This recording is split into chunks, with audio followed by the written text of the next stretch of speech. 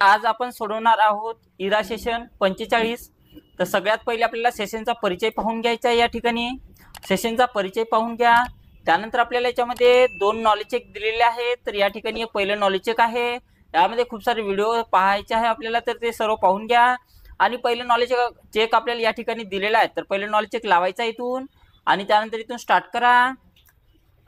Start केल्यानंतर बघा याच्यात 5 प्रश्न दिलेले आहेत। तर पहिला प्रश्न, तुम्हाला सहजपणे आयटम फाइंड, सॉर्ट, फिल्टर किंवा ग्रुप करता यावेत म्हणून आउटलुक डॅश डॅश ऑफर करते म्हणत आहे। तर काय करते बघा, तर याचं उत्तर कलर कॅटेगरीज आहे। त्यानंतर सेव्ह नेक्स्ट करा। जेव्हा तुम्ही ईमेलसाठी कलर कॅटेगरी सिलेक्ट करता तेव्हा काय होते म्हणत आहे, तर तेव्हा काय होते, तर ईमेल त्या कॅटेगरीमध्ये सॉर्ट केली जातात, हे त्याचं पहिलं उत्तर आहे। अप्लाय केलेल्या कॅटेगरीज काढून टाकण्यासाठी डॅश डॅशवर क्लिक करा म्हणत आहे। तर त्यासाठी आपल्याला कशावर क्लिक करायचे आहे, तर कॅटेगरीजवर जाऊन क्लिअर ऑल कॅटेगरीवर क्लिक करायचं आहे। पुढीलपैकी कोणती इमेज ब्लू कॅटेगरीमध्ये कॅटेगराइज केलेल्या इमेजचे प्रतिनिधित्व करते म्हणत आहे, तर याचं उत्तर ऑप्शन नंबर 4 आहे।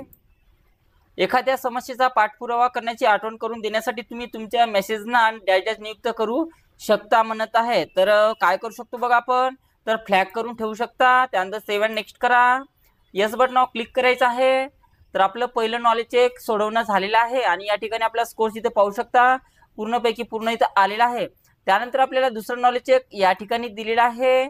तर दुसऱ्या नॉलेज चेकवर जा आणि इथून नॉलेज चेक स्टार्ट करायचं आहे। तर यामध्ये सुद्धा 5 प्रश्न आहेत। तर पहिला प्रश्न, हे नीट चित्र पहा म्हणत आहे। आउटलुक कॅलेंडर मधल्या या इव्हेंट बरोबर एक आयकॉन आहे, तो काय दर्शवतो म्हणत आहे, तर तो काय दर्शवतो बघा, तर याचं उत्तर चार्म आहे। त्यानंतर सेव्ह अँड नेक्स्ट करा। रिमाइंडरचा उद्देश काय असतो म्हणत आहे, तर रिमाइंडरचा उद्देश काय असते, तर इव्हेंटविषयी आठवण करून देणे, हे त्याचं उत्तर असणार आहे। त्यानंतर सेव्ह अँड नेक्स्ट करा। जर तुम्ही % कंप्लीट मध्ये 25 एंटर केले तर स्टेटस जरी नॉट एट स्टार्टेड असे सेट केले असले तरी ते डॅश डॅश असे आपोआप प्रदर्शित केले जातात म्हणत आहे। तर इन प्रोग्रेस आहे। त्यानंतर सेव्ह अँड नेक्स्ट करा। टास्क मॉड्यूलवर स्विच होण्यासाठी तुम्ही कोणत्या आयकॉनवर क्लिक कराल म्हणत आहे, तर याचं उत्तर ऑप्शन 3 नंबर आहे। त्यानंतर सेव्ह अँड नेक्स्ट करा। तुम्हाला दिसेल की तुमची टास्क लिस्ट कंप्लीटेड टास्कने भरून गेली आहे, अशा वेळी तुम्ही टास्क लिस्ट डॅश डॅश करू शकता म्हणत आहे। तर मधून अशी टास्क काढून सुद्धा आपण टाकू शकतो, तर हे त्याचं उत्तर आहे। त्यानंतर यस बटनावर क्लिक करा। तर अशा प्रकारे आपलं दुसरं नॉलेज चेक सोडवणं झालेलं आहे आणि स्कोर तिथं पूर्णपैकी पूर्ण इथं आलेला आहे। त्यानंतर दोन्ही नॉलेज चेक सोडवणं झाल्यानंतर आपल्याला सिम्युलेशन्स क्वेश्चन सोडवायचे आहेत। सिम्युलेशन्सवर क्लिक करा आणि इथून स्टार्ट करायचं आहे। तर याच्यामध्ये 2 प्रश्न आहे।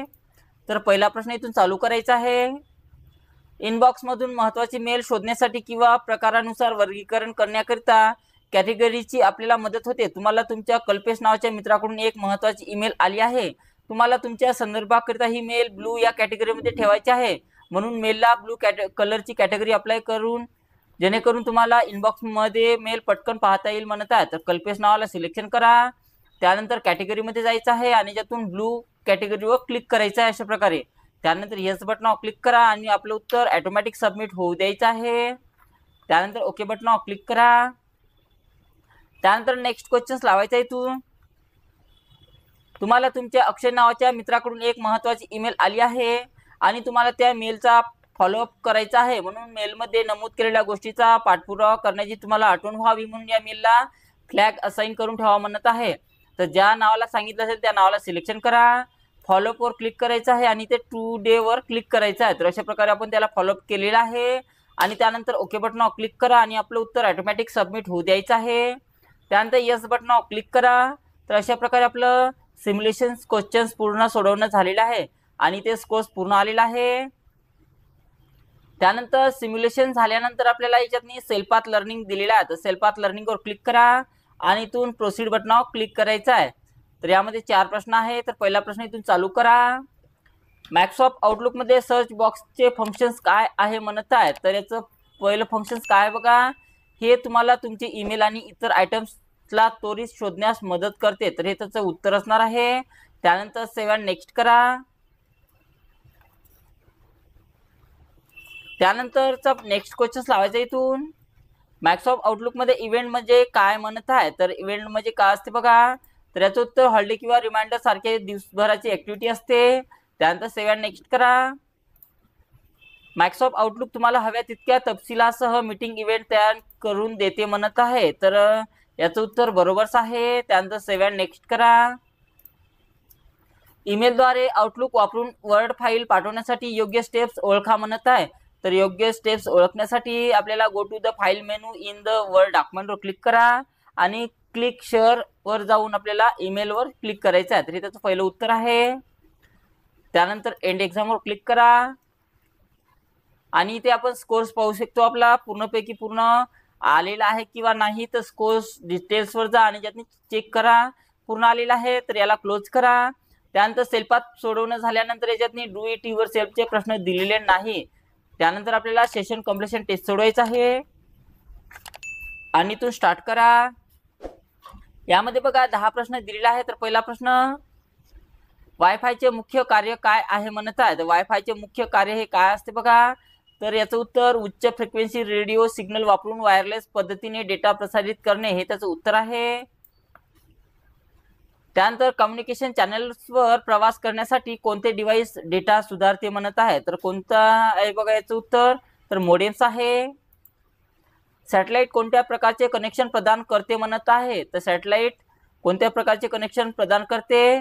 तर याचं उत्तर हाय स्पीड ग्लोबल कनेक्शन आहे. त्यानंतर सेव्ह अँड नेक्स्ट करा. कोएक्सियल केबल्स प्रामुख्याने कशासाठी वापरल्या जातात म्हणत आहे. तर व्हिडिओ सिग्नल प्रसारित करण्यासाठी. त्यानंतर सेव्ह अँड नेक्स्ट करा.